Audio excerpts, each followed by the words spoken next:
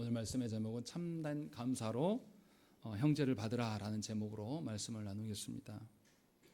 바울은 우리가 지난 시간에 본 13장 말미에서 아무리 어두운 시대를 살아갈지라도, 여러분들의 인생이 아무리 괴롭고 험난한 고단한 그 어두운 통로를 지나갈지라도 그리스도로 옷 입으라고 고면하였음을 보았습니다. 그리스도로 옷 입는다는 것은 무엇입니까? 이 고단함과 이 어두움 통로를 지나가기 때문에 내 판단과 내가 보는 것을 근거로 살아가는 것이 아니라 우리의 행동과 우리의 마음가짐이나 우리의 모든 것, 심지어 우리의 정서까지도 다 그리스도께 맞춰야 되고 그리스도를 따라 걸어가야지만 이 어두운 통로, 고난의 기간이 빛으로 빛날 수 있고 대낮처럼 밝게 걸어갈 수 있음을 말씀하는 것입니다. 그래서 그리스도인이라는 것은 그리스도로 옷 입는 자들이다라는 것을 분명하게 말씀을 했어요. 이제 바울은 14장에 넘어와서 무슨 이야기를 하냐면, 그리스도로 옷 입은 성도라면 이제 서로를 어떻게 우리가 수용해야 되는가라는 것을 우리에게 말씀해 줍니다. 예수 그리스도를 믿는 자들의 모임인 교회라는 것은 세상이 말하는 사람들 간의 관계가 아닙니다. 이제는 모두가 그리스도로 옷 입은 자들이기 때문에 서로 안에서 그리스도를 발견하는 것이고 그리스도를 확인하는 것이 서로를 대하는 태도입니다. 바울은 이것에 대해서 어떻게 고면하는지 우리가 말씀을 통해서 보십시다. 일반적으로 우리가 교회 안에서 서로를 어떻게 대합니까? 교회 안에서 서로를 대할 때에 믿음의 크기로 대하는 경우가 일반적인 경향이 있습니다. 믿음을 근거로 상대방이 믿음이 많은 자인지, 믿음이 큰 자인지, 믿음이 약한 자인지를 우리는 쉽게 판단합니다. 그래서 믿음이 강한 자에게는 더 많은 충성과 헌신을 요구하고, 믿음이 별로 없는 연약한 자들에게는 기다려주고 배려하는 것이 교회 안에서 일반적으로 통용되는 모습입니다. 이것 자체는 나쁜 것은 아니죠. 근데 문제는 뭐냐면 꼭 그렇게만 하진 않아요. 믿음이 강하고 약함을 근거로 인하여서 믿음이 강한 자가 믿음이 강한 것을 근거로 자기 자신을 높이는 경우가 있습니다. 또 믿음이 강한 자가 믿음이 약한 자를 바라보면서 상대방을 자기보다 못한 자로 여기면서 자기 아래에 두려고 하고, 또 거기 앞에서 그 약한, 믿음이 약한 자가 믿음이 약하기 때문에 그가 발언하고 그가 말하는 모든 것을 배척하면서 은밀히 이렇게 밀어 제끼는 그런 일들이 교회 안에 있게 된다는 것입니다.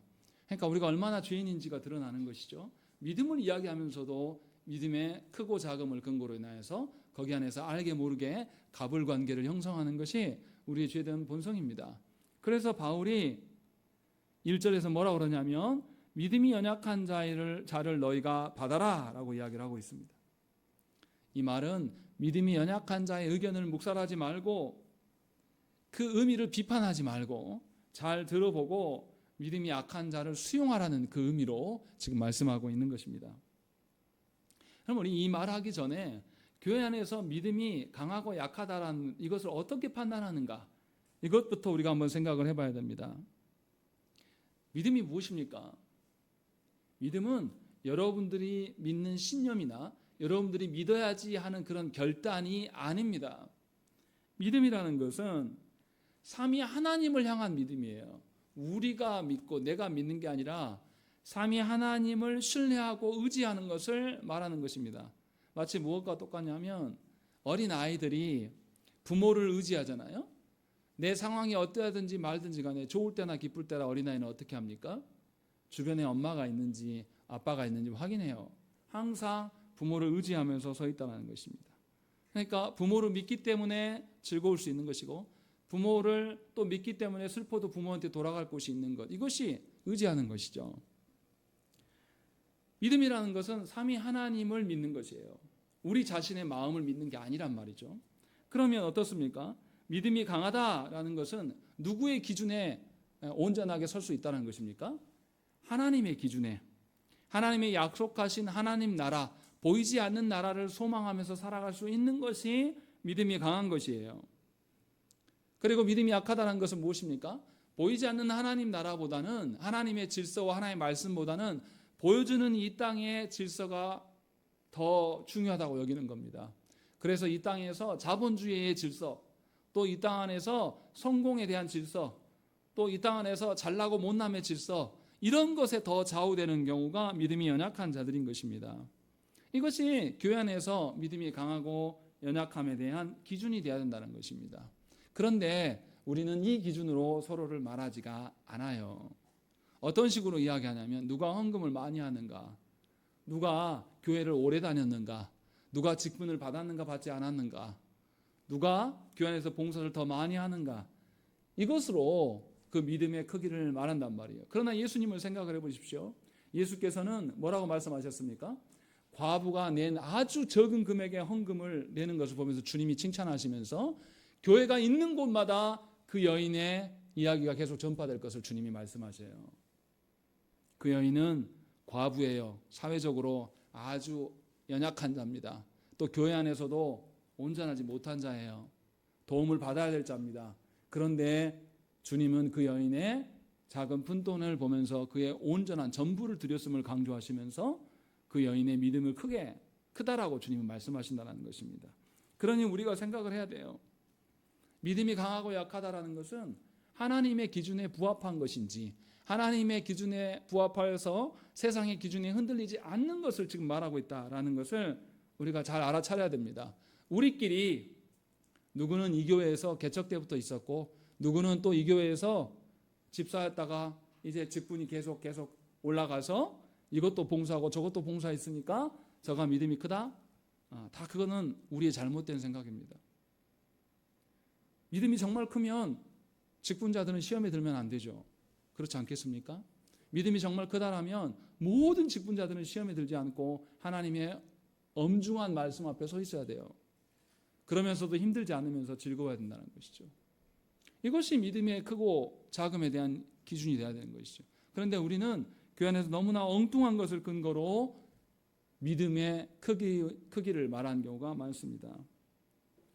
그래서 우리가 생각을 해야 돼요. 누가 믿음이 큰지 작은지 판단하려고 하면 뭐가 갖춰져야 되겠습니까? 뭘 알아야 되겠습니까? 하나님의 말씀의 기준을 반드시 알아야 됩니다. 자기 생각에 어떠함으로 말하면 안 돼요. 이런 식으로 말하는 분들이 있어요. 아무개 집사님은 예수 믿고 복을 받아가지고 큰 사업을 한대. 그러니 믿음이 좋아. 이거는 헛소리예요. 그냥 세상 일이 잘 됐을 때 이효리 씨가 그런 이야기 하더라고요. 자기 부부 보면서 금슬 좋다는 이야기 하지 마라. 나는 돈 평생 먹고 살까 돈을 다 벌어놓은 사람이어서 맨날 둘이 집에서 맨날 놀면서 아무 일도 안 하면서 둘이 사이가 어떻게 안 좋을 수가 있냐, 좋지 않냐. 그런데 이 TV를 보고 있는 여러분들은 둘 다 맞벌이 하면서 하루 종일 일하다가 지쳐가지고 들어오는데 사이가 어떻게 좋을 수 있냐. 그 이야기를 하는 거예요. 그렇지 않습니까? 이 땅에서 잘 돼요. 이 땅에서 근심이 없어요. 이 땅에서 누릴 게 너무 많아요. 그 중에 일부러 하나님께 드리는 게 뭐 힘든 일입니까? 이건 아무것도 아니에요. 아무런 고민과 근심이 없는 상황에서 예배 나오는 게 뭐 얼마나 대단한 것입니까? 아무것도 아닌 것이죠. 그러나 정말로 예배 나올 수 없는 상황 속에서 또 하나님께 드릴 수 없는 내 그 고단한 상황 속에서 하나님께 드리는 것은 다른 문제가 되는 것이죠. 그러니까 믿음의 크기를 말할 때에 우리는 세상의 어떠한 기준을 가져와서 믿음의 크기를 말하면 곤란한 거예요. 반드시 하나님의 말씀의 기준이 있어야 되는 것입니다.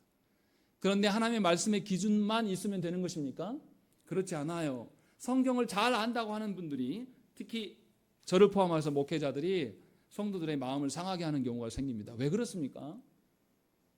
아무리 우리가 말씀에 하나님의 기준을 안다고 하지만 우리는 누구의 지도를 받아야 됩니까? 성령께서 우리를 깨닫게 하시고 성령께서 우리 안에 긍휼히 여기는 마음을 주실 때만 우리가 무엇인가를 판단할 수가 있는 것이에요.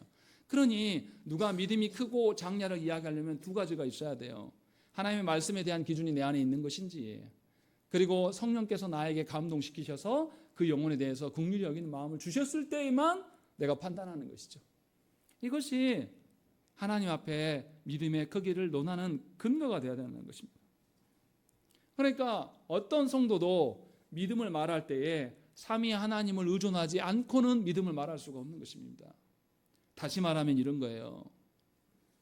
믿음 자체도 삼위 하나님을 믿고 의존할 때에 가능한 것이고, 다른 사람의 믿음의 크기를 판단할 때도 삼위 하나님을 의존하지 않고서는 우리는 누구도 판단할 수 없는 것이에요. 그러니 나의 믿음을 말할 때 타인의 믿음을 말할 때도 우리는 모두 다 삼위 하나님을 의존하는 가운데, 삼위 하나님 앞에서 순종하는 가운데에서 이것이 진행이 돼야 된단 말이에요. 내가 믿음이 없고 내가 시험 가운데 있는데 누구를 판단합니까? 자기 생각인 것뿐이죠. 내가 은혜가 없는데 누구를 판단해서 누구에게 무슨 고민을 해요? 자기도 자기의 그 신앙을 지키지 못하는데. 분명하게 이 부분을 우리는 알아들어야 돼요. 바울은 이것을 전제로 지금 우리에게 말하고 있는 것입니다. 그런데 우리가 또 조심해야 될 게 있어요. 잘못된 믿음하고 연약한 믿음의 이 차이를 알아야 됩니다. 교회 안에 연약한 믿음은 있을 수 있습니다. 그런데 잘못된 믿음은 있으면 됩니까? 안 됩니까? 안 됩니다. 잘못된 믿음은 교회를 분열시켜요. 그러면 잘못된 믿음과 연약한 믿음은 무엇입니까? 예를 들어서 우리가 아까도 우리가 웨스트민스터 신앙고백에서 공부할 때에 예수 그리스도의 중보자 되심에 대해서 공부를 하고 있지 않습니까? 예수께서 우리의 중보자 되심에 대해서 예수님이 죽고 부활하시고 주님께서 능동적 순종과 수동적 순종을 통해서 우리의 모든 죄악들을 다 해결하신 것뿐만 아니라 우리가 하나님 나라를 지향하며 하나님 나라를 살아야 될 것을 가르쳤단 말이에요. 이것을 부인하면 잘못된 신앙입니다. 그런데 하나님 말씀은 알긴 알아요. 알긴 아는데 그 말씀을 자기의 삶에 오롯이 지켜내지를 못해요. 말씀은 알지만 지켜내지 못하는 것 때문에 자기도 괴로워하고 있고, 그것은 그렇게 살아가는 사람은 연약한 믿음입니다. 그러면 교회는 연약한 믿음은 수용해 줘야 되고, 잘못된 믿음은 어떻게 해야 됩니까? 바르게 고쳐 나가야 돼요. 잘못된 믿음을 가졌음에도 불구하고 고치지 않고 버티면 교회는 그 사람을 치리해야 됩니다. 심한 경우는 출교해야 돼요. 그래서 우리가 교회 안에서 잘못된 믿음과 연약한 믿음을 구별하여서 연약한 믿음을 수용해주고 그가 말씀의 기준대로 살아갈 수 있도록 하나님 앞에 독대할 수 있도록 그를 세우는 작업이 필요한 것이고, 잘못된 믿음에 대해서는 분명히 교정하는 작업들, 그래서 교회 안에 당회가 있는 것이고 당회의 치리를 통하여서 여러분들이 점검을 받아야 되는 것입니다. 이것이 교회에 있어 통용되어야 될 믿음이에요. 그러니 바울이 말하는 것처럼 삶에 있어서 말씀과 일치되지 않는 자들을 바울이 받으라고 이야기를 합니다. 수용하라고 이야기를 하는 것입니다. 여기서 받는다라는 것은 그냥 억지로 참아주는 것을 말하지 않아요. 받는다라는 것은 온전히 나와 하나됨을 말하는 것이에요. 받는다라는 것. 부부끼리 남편과 아내가 서로를 받아준다라는 것은 그냥 정말 꼴 보기 싫은데 자녀들 때문에 할 수 없이 살아준다, 그런 의미가 아니지 않습니까? 정말 사랑하고 그의 연약함까지도 내가 품어서 내 배우자가 연약한 부분이 있는데 그 부분까지도 내가 감싸 안으면서 교정해 가면서 가겠다라고 하는 것이 받는 거예요. 지금 바울이 말하는 것, 연약한 믿음을 가진 자에게 대해서 받아주라라는 것은 성경적인 표현으로 환대하라는 거예요. 동등한 형제로 인정해주고 한 몸으로 받아주라는 것입니다. 그 말이 무엇입니까? 우리가 먹는 거 같이 숟가락 놓고 먹을 수 있어야 돼요. 우리가 덮고 자는 거 같이 덮고 잘 수 있는 그런 지체로 받아주라는 것입니다. 바울은 이 연약한 믿음, 말씀대로 살지 못하고 말씀은 알긴 알지만 하나님의 원하시는 대로 살지 못하는 자들에게 충분하게 그를 사랑하여서 그가 하나님의 말씀 앞에 온전히 설 수 있도록 도우라고 지금 말씀하고 있는 것입니다. 그런데 바울이 이제 구체적으로 그러면 어떻게 할 것인가 라는 것을 이야기를 해요. 오늘 본문에는 두 가지 이야기를 합니다. 아주 사소해 보이는 문제일 수 있습니다. 먹는 것과 무엇을 이야기합니까? 어떤 나를 중요시함. 이 두 가지를 지금 계속 이야기를 하는 거죠. 어떻게 먹는 문제와 어떤 나를 중요시 여기는 것이 교회에 영향을 줄 수 있을까요? 우리가 이 부분에 대해서 좀 깊이 생각을 해야 됩니다. 우리는 착각해서 아주 노골적인 큰 죄만이 교회의 건강을 위협한다라고 생각하는 경우가 있습니다. 그런데 바울은 달리 이야기를 합니다. 사소해 보이는 문제로 교회가 분열될 수 있다라고 지금 말씀하고 있는 거예요. 아주 사소한 것, 먹는 문제가 얼마나 중요하겠습니까? 또 어떤 특정한 날이 중요하다라고 강조하는 것이 얼마나 중요할 수 있겠어요? 그런데 바울은 이 사소한 문제를 가지고 분명하게 이야기를 해요. 이러한 것이 교회를 분열시킬 수 있다라고 말하면서 큰 문제이기 때문에 그리스도로 옷 입은 자들에게 가장 먼저 고면하는 것이 두 가지를 먼저 말하는 거예요. 아주 사소해 보이는, 실제로 역사 가운데 이런 일들이 있었어요. 사소한 문제로 인하여서 분열이 생기고 교회가 갈라지고 찢어지는 일들이 교회 안에 늘 있었다는 것입니다. 어떤 직분자의 개인적인 어떤 소노나 그 다음에 역사적인 전통의 문제 가지고 싸울 때가 있어요. 한국 교회도 그런 적이 있습니다. 제가 지난번에도 말씀드렸잖아요. 예로 어떤 교회 갔더니 부임하고 갔더니 피아노가 어디 있었다고요? 아랫강상 가운데 있었다고. 이것을 저 가해로 옮기는데 목사님이 매주 몇 센치씩 밀어가지고 7년인가 8년 걸렸다고. 이게 얼마나 이상한 이야기입니까? 그런데 실제로 그렇다라는 거예요. 지금 무슨 말입니까? 아주 사소한 문제가 교회를 분열시킬 수 있기 때문에 이것을 수용하라는 거예요, 바울은. 실제로 어떻습니까? 지금 한국 교회 안에서 한국 교회가 너무 빨리 급변하고 있어요. 그래서 장년층들은 어떻게 신앙생활을 해왔습니까? 여러분들 기억나실지 모르겠어요. 저 어렸을 때 주일날 돈 쓰면 됩니까? 안 됩니까? 안 돼요. 큰일 나요. 그래서 버스 타고 올 수 있는데도 걸어와야 돼요. 심지어 오다가 밥을 안 먹어 너무 배고픈데도 빵 사 먹었습니까? 안 먹습니까? 안 사 먹어요. 완전히 우리의 앞선 선배들은 율법주의적인 신앙생활을 해왔어요. 그래서 아주 엄격하게 살아왔단 말이죠. 그런데 지금 우리 젊은 친구들을 봐보세요. 젊은 친구들을 보면 아주 자유분방하게 살아가요. 그래서 예배 올 때에 슬리퍼도 신고 옵니다. 모자도 써요. 자기가 원하는 대로 반바지도 입고 와요. 저희 어렸을 때는 큰일 나요. 주일날 예배 때 온전한 신발, 또 양말을 안 신는다든지, 또 아니면은 집에서 있던 너덜너덜하게 뭐 그런 옷 입고 온다든지, 뭐 배꼽티를 입고, 이건 말도 안 되는 이야기예요. 그런데 이 두 부류의 사람이 지금 교회 안에 함께 있어요. 그러면 어떻게 해야 됩니까? 서로를 배려할 수 있어야 돼요. 제가 부교육제 때 가장 어려웠던 게 뭐냐면 찬양이에요, 찬양. 장년층은 무슨 찬양하려고 그러죠? 찬송가나 하지. 왜 다른가 합니까? 청년들은 무슨 이야기 합니까? 아니, 찬송가 말고요, 목사님. CCM, 최신 그것도 80년대, 90년대 불렀던 CCM 말고요. 최신, 저도 최신을 모르거든요. 이런 갈등이 있어요. 사실은 찬양을 하는 것은 누구를 위함입니까? 하나님을 위함인데 엉터리같이 자기들의 기호에 따라서 찬양하기를 원한다는 것이죠. 실제로 이 문제로 교회가 갈등이 생기는 것이고, 그렇게 하다 안 되면 한쪽이 포기해야 돼요. 놀랍게도 교회가 이러한 아주 사소해 보이는 일들로 인하여서 분열이 생긴다는 것입니다. 이게 우리 구원에 직결되는 문제입니까? 강대상을 어디에 두느냐가 우리에게 구원에 문제가 있습니까? 십자가를 여기에 달 것인가, 가운데 달 것인가, 저 밖에 달 것인가, 달지 않을 것인가. 이게 엄청난 차이입니까? 점심을 국수를 먹을 것인가, 뭘 먹을 것인가, 그런 게 그렇게 중요합니까? 또 점심을 안 먹으면 또 어때요? 이거 별로 중요한 이야기 아니거든요. 그런데 놀라운 것은 뭐냐면 이런 일들로 교회가 분쟁을 한다는 것이죠. 정말 하찮은 일이거든요. 그런데 바울은 그래서 먹는 문제를 이야기를 하고 있습니다.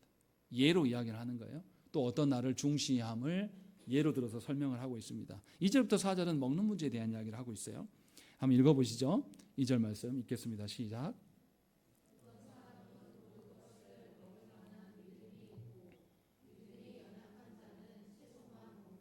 예, 여기서 보면 무엇인가 먹는 문제로 지금 이야기를 하고 있어요. 바울 당시에 먹는 문제가 왜 중요했을까요? 이 바울이 복음을 전하고 있는 교회들은 유대인들로만 구성된 교회가 아니에요. 누구도 있습니까? 이방인들이었다가 성도가 된 자들이 있어요. 그러니까 유대인 그리스도인들과 이방인 그리스도인들이 있어요. 그래서 교회 안에는 두 부류가 있습니다. 유대인들은 어릴 적부터 어떻게 살았겠습니까? 의식법과 관습법이나 특히 구약의 각종 의식과 금지하는 것들을 몸에 배워서 살았을 것입니다. 예를 들자면 여전히 모세가 말하는 음식의 정결법을 지켜야 돼요. 이방인들하고 같이 식사하면 안 됩니다. 밥 먹을 때 반드시 정결한 음식만 먹어야 돼요. 또 안식일을 엄격히 준수했을 것이고, 또 이 성전에서 희생 제사를 여전히 드려야 한다는 관습들이 그들에게 있었을 거예요. 반대로 이방인이었다가 그리스도 된 사람들, 이 사람들은 고대 시대에 먹는 문제에 있어서 고기를 언제 먹었을까요? 우리처럼 아무 때나 저기 마트에서 할인하네 주문해갖고 이렇게 바로 먹을 수 있는 그런 시대입니까? 아니에요. 이방인들이 먹는 고기의 대부분은 어디에 거쳐 나오는 고기입니까? 우상들에게 바쳐졌다가 신전에 거쳐서 나온 고기들이 대부분이에요. 그래서 이전에 뭐라고 합니까? 믿음이 연약한 자는 채소만 먹는다라고 말하는 거예요. 왜냐하면 이 이방인이었다가 그리스도에 대한 사람들은 어떤 생각을 가질 수밖에 없냐면 자기가 먹는 고기가 우상 숭배를 하고 나온 고기다라는 생각을 가질 수밖에 없는 거죠. 그래서 이 사람들도 먹는 문제에 예민할 수밖에 없는 것이에요. 그래서 강한 거부감을 갖고 있었을 겁니다. 정리하면 유대인이나 이방인 모두가 종교적인 신념과 어떤 간섭이 있었어요. 그것이 긍정이든 부정이든 간에 그 영향을 받고 있었고, 믿음이 연약한 자들은 그 영향 아래에서 자유롭지 못했다라는 것입니다. 왜 그러냐면 그리스도로 인하여서 그 음식이 영향을 주지 않아요. 그 음식이 정결하든 부정하든 그리스도로 인하여서 다 깨끗게 된 것인데, 여전히 자기를 종교적인 어떤 기준으로 인하여서 자기를 가두고 있는 자들이라고 말씀하고 있어요. 반대로 믿음이 강한 자는 당시에 그 교회에서 어떻게 했습니까? 의상은 아무것도 아니야. 예수님으로 인하여서 다 정결케 됐으니 사람을 더럽히는 것은 음식이 아니라 사람이 갖고 있는 죄의 문제인 것이지 그게 무슨 상관이야 라고 하면서 자유롭게 먹었을 거예요. 그런데 이러한 자들도 위험에 빠질 수가 있습니다. 그들에게 하나님이 주시는 기준들이 중요해지겠습니까? 중요하지 않겠습니까? 더 나아가게 되면 이제 자유가 더 나아가면 뭐가 됩니까? 방종이 되는 것입니다. 그래서 나 봐라, 나 얼마나 자유롭냐? 나 예수 믿는데 술이 구원에 아무 영향 없어. 술 마셔도 돼. 나 그러니까 늘 먹고 마셔. 이거 좋은 게 아니라는 거죠. 하나님이 주신 자유가 자유 안에 머물러 있어야 되는데 방종으로 넘어가기 시작해요. 그리고 이 사람들이 가진 태도가 뭐냐면 율법 폐기론적 태도를 갖고 있는 거예요. 뭐하러 지켜? 중심이 중요하지. 옛날 방식으로 예배 예전을 뭐하러 지키고 꼭 시편 찬송만 불러야 돼? 우리 마음대로 하면 되지. 하면 이러한 율법 폐기론적 관점으로 넘어가게 돼요. 그러면 문제가 어떻게 됐습니까? 율법 아래서 전전긍긍하는 자, 연약한 자가 교회 안에 있고, 또 율법이 필요 없다고 완전 자유한 자가 교회 안에 서로 같이 있어요. 그럼 어떻게 되겠습니까? 이 두 부류가 하나 되기가 어려워요. 여전히 믿음이 연약하여서 율법의 메인 자들은 거기에 경직되어 있을 것이고, 자유로운 신자는 그 율법의 메인 자들을 향해서 뭐라고 하겠습니까? 비난하고 무시할 거예요. 야, 너네는 아직도 그러냐? 라고 이야기하면서. 반대로 또 율법주의자들의 입장에서는 자유로운 사람들에게 뭐라고 하겠습니까? 너희는 어떻게 하나님이 주신 기준을 안 지켜? 그것도 안 지키면서 너희가 신자라고 말할 수 있어? 라고 하면서 서로 비판받을 수밖에 없다는 것입니다. 이렇게 우리는 하나님이 주신 말씀이 있어도 언제든지 우리는 그 말씀으로 인하여서 우리의 욕망이 되살아날 수 있는 것이고 유혹당할 수 있는 존재들이에요. 그래서 바울은 이 두 부류에 대해서 믿음이 강한 자들에게 명령을 합니다. 뭐라고 하냐면 믿음이 강한 자들이 연약한 자들을 받으라고 말씀하고 있는 거예요. 믿음이 강하다는 것은 무엇입니까? 예수 그리스도로 참다운 자유를 아는 자들이에요. 예수 그리스도께서 누구를 받으셨습니까? 믿음이 강한 나도 사실은 과거에 죄인이었으나 나도 주께서 나의 어떠함을 고쳐내시고 받은 게 아니라 고쳐내지 않은 상태에서 이미 다 받으셨어요. 그리고 주님의 어떠함으로 나를 고치신 것이죠. 그렇게 주님이 나를 받으셨어요. 그러니 내가 그렇게 주님께 용납되었다라면 연약한 자들도 또한 동일한 방식으로 용납되어야 될 필요가 있다는 것입니다. 그래서 바울은 믿음이 강한 자에게 연약한 자들을 수용할 때 그리스도께서 수용하신 그 환대함으로 그들을 받으라고 지금 말씀하고 있는 것이에요. 왜냐하면 믿음이 연약한 자는 아직 그리스도로 말미암아서 자유롭게 된다는 것이 무엇인지를 알지 못합니다. 또한 여전히 그 사람들은 보여지는 것이 굉장히 중요해요. 그렇지 않겠습니까? 하나님 앞에서만 하나님의 어떠하심만이 자기에게 중요하게 여기는 사람들은 사람들의 말과 사람들의 어떠함에 대해서 자유로울 수 있어요. 그런데 믿음이 아직 연약해서 하나님 앞에서 평가받는 것보다 사람들의 평가도 필요한 자들이 있어요. 여전히 그거에 매여 있는 자들이 있습니다. 그럼 기다려줘야죠. 아, 저분은 저렇게 자기의 이름값과 자존심이 중요하구나라고 하면 하나님께서 바꾸시도록 기다려야지. 그거 다 쓸모없어, 필요 없어 라고 이렇게 말하는 것은 받아주는 것이 아니라는 거죠. 그래서 분명하게 말씀하고 있는 겁니다. 2절에서 말하는 것처럼 아직 그리스도로 말미암아 자유함을 얻지 못하기 때문에 채소만 먹는다라고 말하는 것이죠. 고기를 먹는 것이 큰일 날 일이 아니고 아무것도 아닐 수도 있는데도 여전히 우상에 대해서 전전긍긍하고 있어요. 이 사람들의 특징은 뭐냐면 그리스도로 말미암은 자유도 모를 뿐더러 뭐도 모릅니까? 우상의 존재가 어떠한 것인지도 모르는 가운데 있는 것입니다. 사실은 그 연약한 자들에게는 그리스도로 말미암아서 자유할 수 있는 것이 무엇인지를 알려줘야 돼요. 또 동시에 우상, 이 우상의 어떠함을 하나님께서 바꿀 수 있습니까? 없습니까? 바꾸실 수 있는 하나님이에요. 그것을 분명하게 우리에게 보여주고 있는 것입니다. 그래서 우리는 하나님의 어떠하심 속에서 해야 돼요. 더 중요한 이야기는 무엇입니까? 3절 말씀을 읽겠습니다. 시작.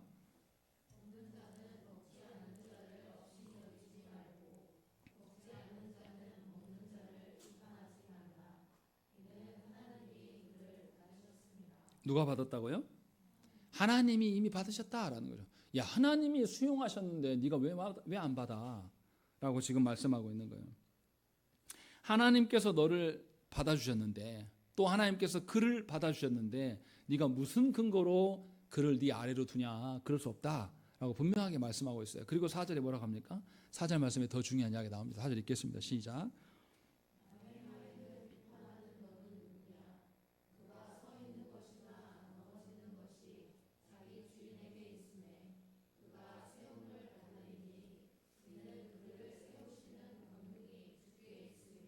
예, 분명하게 4절에서 무슨 이야기를 합니까?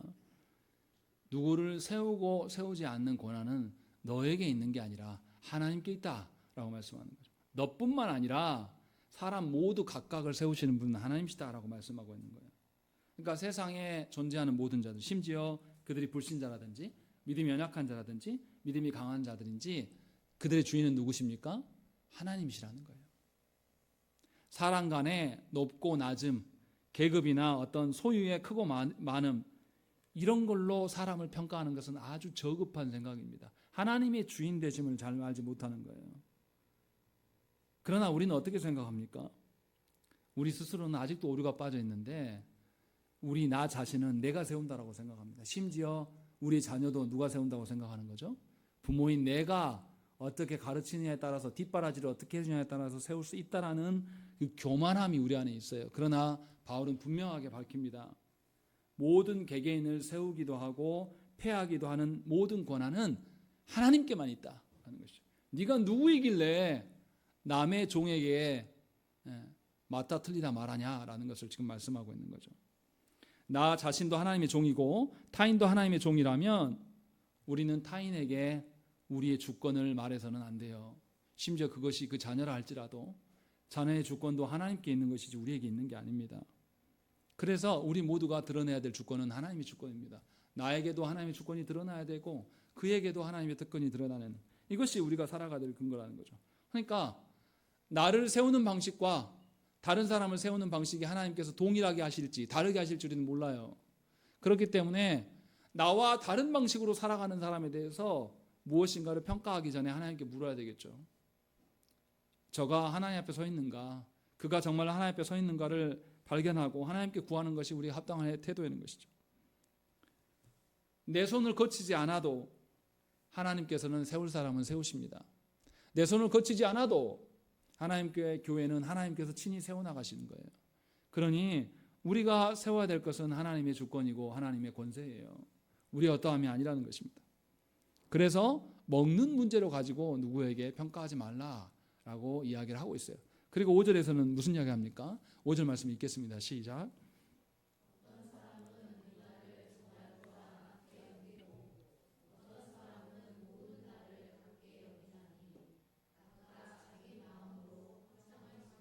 예, 어떤 사람은 어떤 날을 특정하게 더 중요하게 여겨요. 누가 그랬을까요? 로마 교회 안에서 누가 특정한 날을 더 강조했을까요? 유대인들일까요? 이방인들일까요? 둘 다 합니다. 왜 그랬을까요? 유대인들은 자기가 지키고 왔던 절기를 강조했을 거예요. 안식일이나 월삭이나 무교절이나 칠칠절이나 초막절 같은 거를 절기를 강조하면서 여전히 있었을 겁니다. 그리고 또 이방인들도 어떻겠습니까? 자기들이 예전에 이방 종교에서 지켰던 특별한 날을 강조하고 살았을 거예요. 그래서 그 날을 이들은 더욱더 피하려고 했을 겁니다. 왜냐하면 자기의 우상숭배의 과거의 행적들이 드러나기 때문에. 그래서 분명하게 그 날들, 이방 종교에서 지켰던 날들을 더 못한 날로 여기면서 기피했을 거예요. 그런데 생각을 해보십시오. 고로스 2장 16절과 17절 말씀에 바울이 뭐라 그러냐면, 그러므로 먹고 마시는 것과 절기나 초하루나 안식일을 이유로 누구든지 너희를 비판하지 못하게 하라 라고 이야기해요. 이것들은 장래일의 그림자이나 몸은 그리스도의 것이니라 라고 말하는 것이죠. 무엇을 먹는 거, 어떤 절기를 지키는 거, 이 절기는 다 누구를 상징한다? 그리스도를 지향하는 것이고 그리스도께서 오셨기 때문에 그것이 중요하지 않다라고 바울은 분명하게 말하고 있는 것이죠.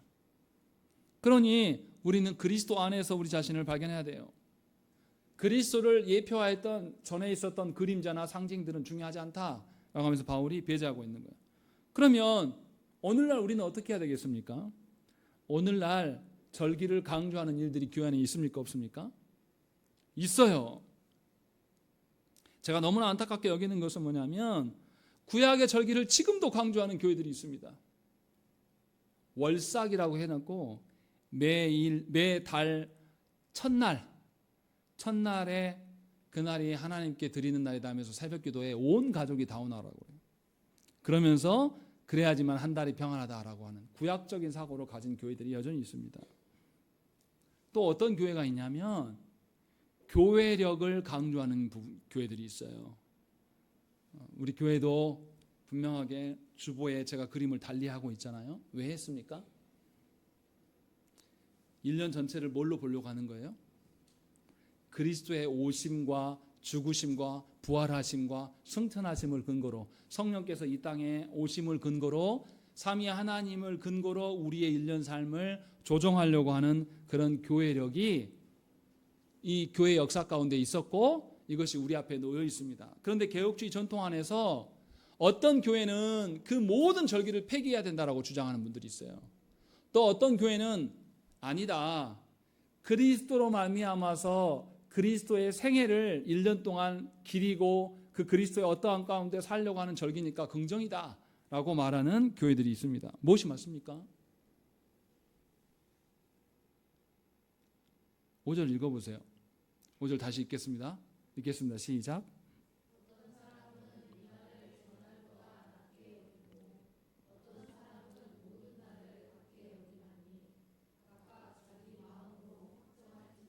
예, 어떤 게 맞습니까?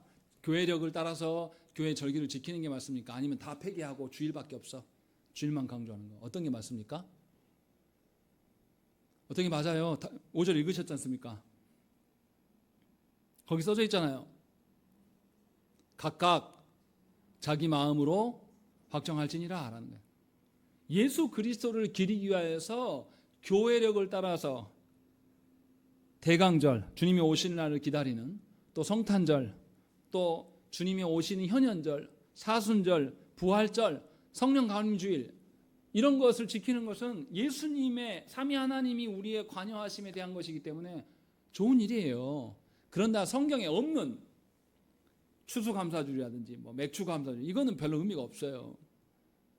분명하게 어떤 의도로 예수 그리스도의 오심과 성령이 우리의 관여하심에 대한 것을 근거로 말하는 교회력, 그거는 긍정의 이야기지 않습니까?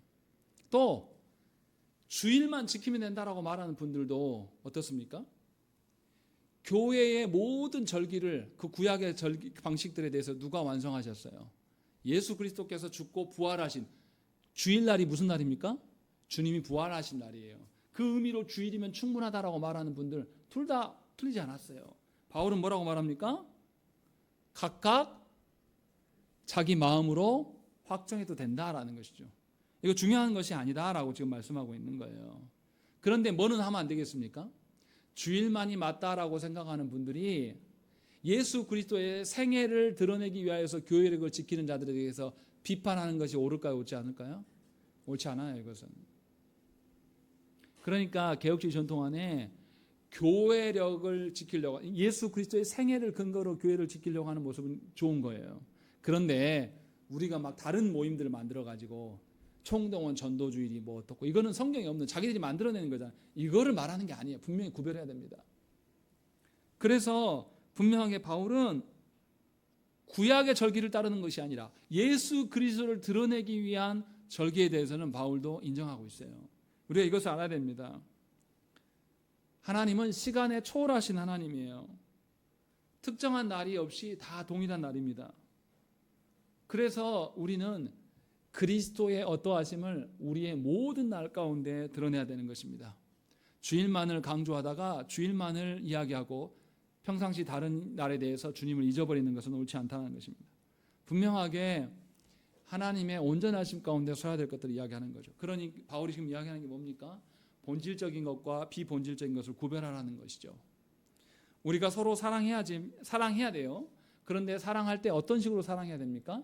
이기적으로 내 편만 사랑하는 그런 사랑, 이런 경우 있거든요. 자기 마음 편하려고 누구에게 훈계질을 할 때가 있어요. 이건 사랑이 아닙니다. 이건 이기적인, 자기를 위한 것이죠. 자기 마음 편하기 위해서 자녀들에게 분노를 유출하는 것은 하나님 말씀하신 사랑이 아니에요. 그런 사랑하라는 게 아닙니다. 바울은 그렇게 용납해 주라는 소리가 아닙니다. 분명하게 본질적인 것과 비본질적인 걸 가려서 우리 안에 통용되어야 될 사랑은 그리스도의 사랑이라는 거예요. 그리스도께서 너희를 먼저 사랑하셔서 너희의 형편없는 것을 다 수용해 주시고, 심지어 너희와 같아지셨고, 너희와 같아지신 것만이 아니라 너희가 하나님으로부터 받아야 될 모든 진노를 감당하셔서 우리가 가지 않은 그 지옥에까지 주님께서 지옥의 고통을 감당하심으로 그 모든 일을 행하셨음을 기억하셔서 분명하게 그리스도의 사랑으로 서로의 연약함을 품어야 되는 것이죠. 받아내야 될 것들을 지금 말씀하고 있어요. 그리고 6절에 중요한 말씀을 합니다. 우리 읽겠습니다. 시작.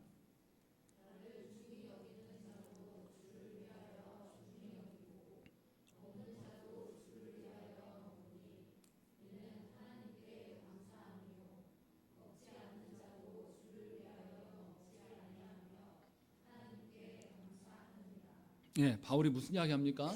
나를 중요하게 여기든지 중요하게 여기지 않든지, 먹든지 먹지 않든지 간에 다 어떻게 하라고요? 주를 위하여 해라 라고 이야기를 하고 있습니다. 고린도전서 10장 31절 말씀에 그런즉 너희가 먹든지 마시든지 무엇을 하든지 다 하나님의 영광을 위하여 하라, 바울이 이렇게 고면하는 것입니다. 무엇을 하든지 간에 자기 자신을 위하지 않고 주를 위하여서 행한다면 우리는 자유로울 수 있습니다. 그렇다면 우리는 날에 대해서 어떻게 생각해야 됩니까? 생각을 해보십시오. 창조 때 하나님께서 구별하신 날이 있어요. 어떤 날입니까? 안식일이에요. 그리고 그리스도께서 부활하심으로 구별된 날이 바로 주일입니다.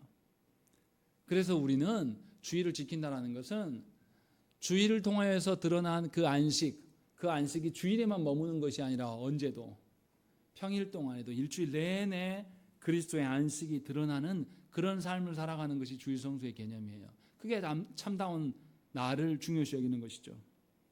같은 맥락으로 먹는 문제도 마찬가지입니다. 먹는 문제도 누가 이루십니까? 하나님께서 거룩하게 하심으로 말미암아서 우리가 거룩하게 될 수 있음을 알아야 돼요. 지금도 구약의 개념으로서 부정한 음식과 정결한 음식이 따로 있는 게 아니라 주께서 부정한 것도 분명하게 거룩하게 하실 수 있음을 깨달아야 되는 것이죠. 그래서 우리는 모든 것을 수용해야 돼요. 베드로가 어땠습니까? 사도행전 10장 말씀에 보면 베드로에게 하나님께서 꿈에서 뭘 보여주십니까? 보자기에 싼 그릇이 내려오는데 그 안에 뭐가 들어있어요?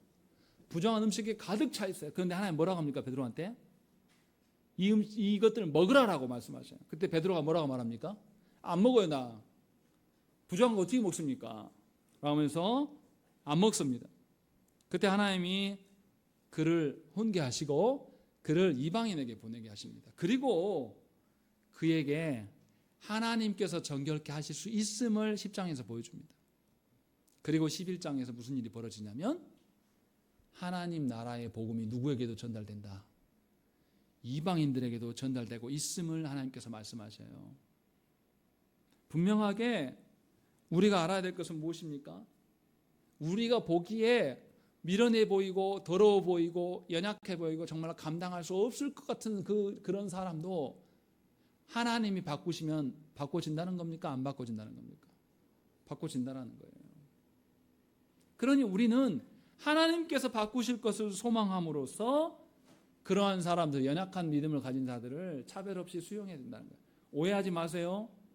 믿음이 없고 하나님을 대적하는 자들까지도 다 수용하라 그 말 아닙니다. 그 이야기 하는 게 아니에요. 교회 안에서, 믿는 자 안에서 믿음이 연약하고 아직 말씀대로 살지 못하는 자가 있을지라도 그를 수용하는 거예요. 수용한다는 의미는 그에게 아무런 말씀도 주지 않고 그냥 하나님 하시겠지, 네 마음대로 해, 이렇게 수용하라는 뜻이 아니에요. 그리스도의 사랑 안에서 다시 주의 말씀으로 받아들이라는 것입니다. 그래서 바울은 주를 위해서 행하는 모든 것이 돼야 한다고 말씀하고 강조하는 것이 뭡니까? 주를 위해서 하는 거예요. 그리고 주를 위해서 하는 것이 뭐라고 말합니까? 주를 위하여 나를 중요시 여기고 중요시 여기지 않는 것, 또 먹는 것과 먹지 않는 것도 주를 위하여서 할 때에 그것이 뭐라고 됐어요? 이는 하나님께 감사함이 된다라고 분명하게 밝히고 있는 것입니다. 무슨 말입니까? 우리가 보기에 이 일이 별로 중요하지 않는데 이 일을 중요시 여기는 자가 있어요. 그러면 그 영혼이 하나님께 온전히 서기를 바라면서 그를 수용해줘요. 그를 받아줘요. 그것이 하나님께 감사합니다라고 말하는 거예요. 왜냐하면 하나님은 어떠한 것도 변화시킬 수 있는 하나님이거든요. 하나님은 내가 보기에 우리의 판단에는 지금 아무것도 아닌 사람인 것처럼 보이지만, 그렇게 하나님의 일들에 대해서 수용하지 않는 사람처럼 보이지만, 하나님께서 그를 바꾸실 것이라는 믿음으로 그를 수용하면 그것이 곧 하나님께 감사합니다라고 말씀하고 있는 거예요. 그러니까 우리가 감사하는 것은 무엇입니까? 무엇인가 우리가 원하는 것이 되어지고 하나님께 기도 열심히 했더니 기도 응답받아서 무엇인가 되어서 감사하는 그 감사를 말하는 게 아니에요. 누구의 주권을 인정하는 것이죠? 하나님의 주권을 인정하는 것이 바로 여러분들의 감사가 된다. 하나님의 주권을 인정하는 것이 바로 성도의 감사가 될 수 있는 것이고, 그 신뢰로 믿음이 연약하고 형편없는 믿음을 가진 사람이라 할지라도 누가 바꾸시면 된다. 하나님이 바꾸실 것을 기대함으로 그를 수용할 때에 그것이 누구에게 감사가 되는 것이다? 하나님께 감사가 된다라고 지금 말씀하고 있는 거예요. 그러니 저와 여러분들은 어떻습니까? 우리 생각에 어떠한 사람을 받고 받지 못하고를 하면 안 돼요. 제가 부교육자 때 노숙자 예배를 섬겼어요. 노숙자 예배 한 200~300명 오면 설교도 하는데요. 정말 죄송하게도 노숙자 예배 딱 노숙자들이 꽉 차 있는 그 예배당에 들어가잖아요. 문을 탁 열고 들어가면 깜짝 놀래요. 냄새가 너무 막 머리가 아플 정도로 심합니다. 그래서 올라가서 설교를 하려면 굉장히 괴롭습니다. 다 막 술 취해서 자고 있고 막 딴소리하고 굉장히 어수선해요. 거기에 설교하기 굉장히 곤욕입니다. 그런데 하다 보니까 익숙해지더라고요. 그리고 그 속에서도 놀랍게도 그 속에서 서울대 나오신 분도 제가 봤고요. 그 속에서 기업의 회장 높은 자리에 있다가 망하여서 길바닥에 앉으신 분들도 몇 번 만났고요. 제가 생각하는 그렇게 무시할 만한 분들이 아니라 너무 많았어요. 그냥 현재 노숙인이었을 뿐이지. 우리는 이렇게 판단이 어리석습니다. 우리의 어떠함으로 누군가를 대하면 하나님의 일하심을 보지 못하게 되는 거예요. 바울은 지금 그 이야기를 하고 있는 거예요. 참된 감사로서 형제를 받는다는 것은 무엇입니까? 하나님께서 나뿐만 아니라 그 모든 사람도 변화시키실 수 있음을 믿는 겁니다.